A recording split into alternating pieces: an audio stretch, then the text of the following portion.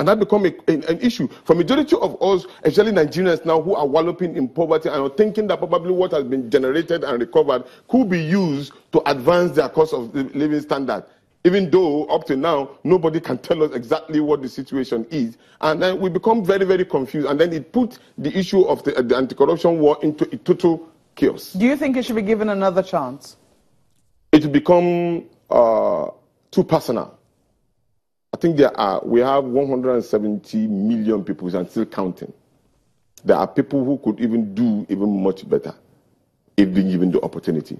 So Mr. President should look inwards and then look at somebody else that can do the work. And not only doing the work, this situation is a network. It's a network. You must be able to fill in the gap between the Senate, the DSS, and then the villa. When you take up somebody, you must be able to take up somebody that can take care of all of this. Even though while he's doing his duty, he is not. People do not feel as if he's victimizing them.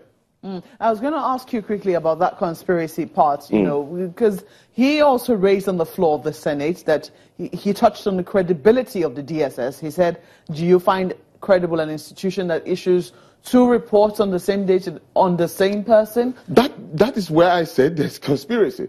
You know, rumor has it that a lot of some of the president henchmen working with the president have questions to answer. And we were made to believe that Magu must have well-informed position of all of this situation. But of course, it seems to us he's not reporting directly to the DSS. He's getting his ears directly to Mr. President. And that doesn't go down well with a lot of people. And these are some of the conspiracy that is rumored around. And if that should be the case, it becomes very, very difficult for him to scale through the hurdle. Mr. President is one person. The people that he works with are another set of people. Do you think Mr. President should investigate the circumstances under which Mr. A lot of issues have been put on the table of Mr. President to investigate, and especially had to do with people that are close to him. And that is why people are feeling that the anti-corruption war is selective. A lot. It's not even Mago's matter. So it's gone beyond him. So every now and then, even if you ask for me, you know, what really pains me sometimes is that, and some of us, is that when you give a punishment or you're trying to investigate one person, and when you mention another person, they will tell you that give us evidence.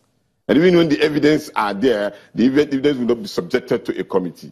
When you get to the committee will water it down because of this. So it becomes, to a lot of people, become that it is selective in a way. While every Nigerian should condemn corruption in any form of eradication because it's really killing us. I agree. But then it must be seen to be holistic so that all of us can enjoy the fruits of a good governance. Nevertheless, you still have to ask, you know, how come it was that the DSS wrote 2 reports, one to Mr. President and the other to the Senate. Of course, saying that. And then you also have to ask how it is that Mr. Mago answered a query issued to him on the orders of the President by the Attorney General of the Federation. The President says, you know, he satisfactorily answered the questions, but did not send a copy of, you know, the answers to the senators.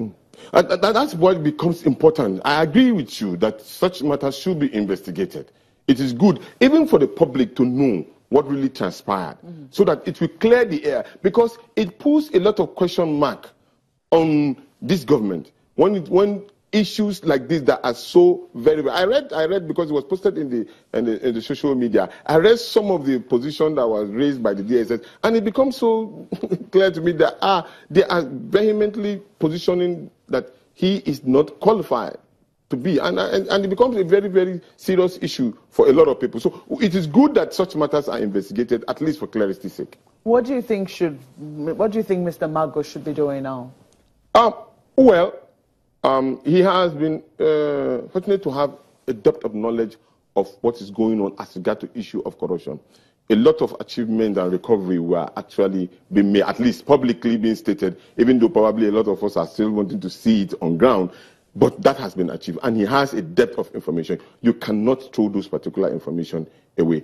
I think he should be prepared to do what he has to do to give this information to whoever is coming in next, so that that particular person can take up this particular matter, so that we can see the result of it. And the truth will always come out. There's no way, there's no 2 days about it. Well, you seem to be suggesting that Mr. Mago not be sent, his name not be sent again for a 3rd time. Yes. Do you think, what kind of person should we be looking to head the anti-corruption agency? Well, we need to have somebody who is very expectant of the laws, well-grounded, and then he knows the procedures that he has to follow in doing his duty, so that he will not fall into the same milky water that Magu fell into. And then we need to know we need to have somebody who is compassionate in doing his duty, irrespective of where your religion or your tribe. He does it diligently for the interest of you. You need to have that particular first impression that shoots into the air that you are doing something for the interest of the country.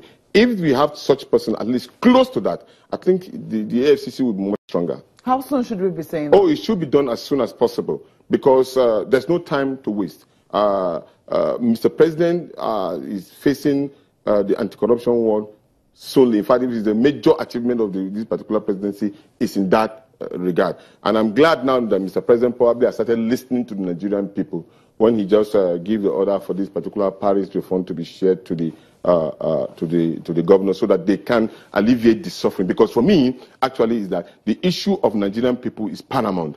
When you, as a president or as a governor, as a local government chairman, live in a house where the collective resources of this country is being handed over to you, you should be thinking, if you are enjoying 100%, you should be sure that the people that you are governing have 50%. And that is not happening in this country. And that should have been the key issue.